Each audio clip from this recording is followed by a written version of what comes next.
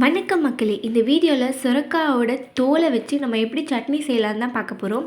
அதுக்கு முதல்ல ஒரு கடாய் எடுத்துக்கோங்க. கடாயில் எண்ணெய் விட்டு எண்ணெய் காஞ்சதோ ஒரு 3 பச்சை மிளகாய் காரத்திற்கு ஏற்ப நீங்கள் வந்து அதை உடச்சி சேர்த்துக்கோங்க. இந்த பச்சை மிளகாய் வந்து எங்கள் வீட்டு மாடி தோட்டத்துலேருந்து பறித்த பச்சை மிளகாய். அதனால வந்து காரம் கொஞ்சம் ஜாஸ்தியாக இருக்கும். அதனால 3 எங்களுக்கு போதும்.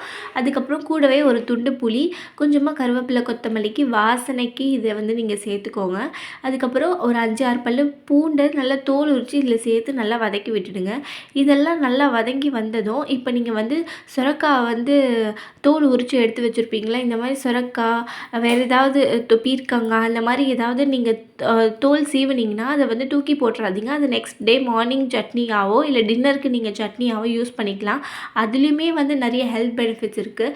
ஸோ இந்த மாதிரி தோல் எல்லாம் கூட நீங்கள் வேஸ்ட் பண்ணிடாதீங்க. எல்லாத்துலேயுமே ஒரு யூசேஜ் இருக்குது. இப்போ இந்த சட்னிக்கு தேவையான அளவு கல்லுப்பை வந்து சேர்த்து நல்லா வதக்கி விட்டுடலாம். இப்போ வந்து நீங்கள் தோல் சீவி வச்சு சுரக்காவை நல்லா வாஷ் பண்ணி வச்சு இதில் வந்து சேர்த்து நல்லா வந்து வதங்குற அளவுக்கு நல்லா வந்து வதக்கி விட்டுடுங்க.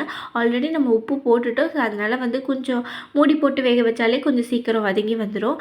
அவ்வளோதான். இதெல்லாம் நல்லா வதங்கி வரத்துக்குள்ளே நம்ம வந்து ஒரு சைடில் இந்த சட்னிக்கு தேவையான அளவு வேர்க்கடலையை வந்து வறுத்து ரெடி பண்ணி எடுத்து வச்சுக்கலாம். கூடவே கொஞ்சம் பெருங்காயமும் ஆட் பண்ணிக்கோங்க. கொஞ்சம் ஃப்ளேவர் என்ஹான்ஸ் பண்ணுறதுக்கு கொஞ்சம் ஒரே ஒரு சின்ன வெங்காயத்தை வந்து நீங்கள் வந்து பொடி பொடியாக கட் பண்ணி சேர்த்து இதில் நல்லா வதக்கி விட்டுக்கோங்க.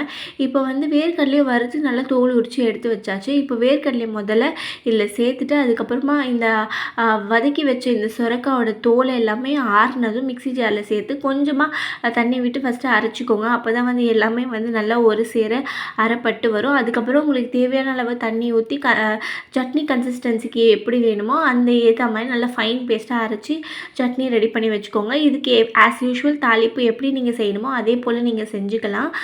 எண்ணெய் ஊற்றி கடுகு சீரகம் போட்டு காஞ்ச மிளகாய் கருவேப்பிலை போட்டு நீங்கள் வந்து தாளித்து ரெடி பண்ணி எடுத்து வச்சுக்கலாம். இல்லை உங்களுக்கு தொகையல் மாதிரி வேணும்னா இன்னும் நீங்கள் கடலைப்பருப்பு உளுத்தப்பருப்பு இதெல்லாம் வறுத்து கொஞ்சம் திக்காக தண்ணி அதிகம் ஊற்றாமல் நல்லா திக்காக கொரன்னு அரைச்சி சாப்பாட்டில் கூட பிசைஞ்சு சாப்பிட்லாம். ரொம்பவே நல்லாயிருக்கும். ட்ரை பண்ணி பாருங்கள். ட்ரை பண்ணி பார்த்துட்டு எப்படி இருக்குன்னு சொல்லுங்கள். இல்லை உங்களுக்கு இன்னும் கொஞ்சம் கலர்ஃபுல்லாக வேணும்னா நீங்கள் பச்சை மிளகாவுக்கு பதிலாக ஒரு 3, 4 காஞ்ச மிளகாவை கூட நீங்கள் நல்லா வதக்கி இதில் வந்து அரைச்சிங்கன்னா நல்லா வந்து ஆரஞ்சு கலரில் இருக்கும். ஸோ ட்ரை பண்ணி பார்த்துட்டு எப்படி இருக்குன்னு சொல்லுங்கள். என் வீடியோ உங்களுக்கு பிடிச்சிருந்தா லைக் பண்ணுங்கள், கமெண்ட் பண்ணுங்கள், ஷேர் பண்ணுங்கள்.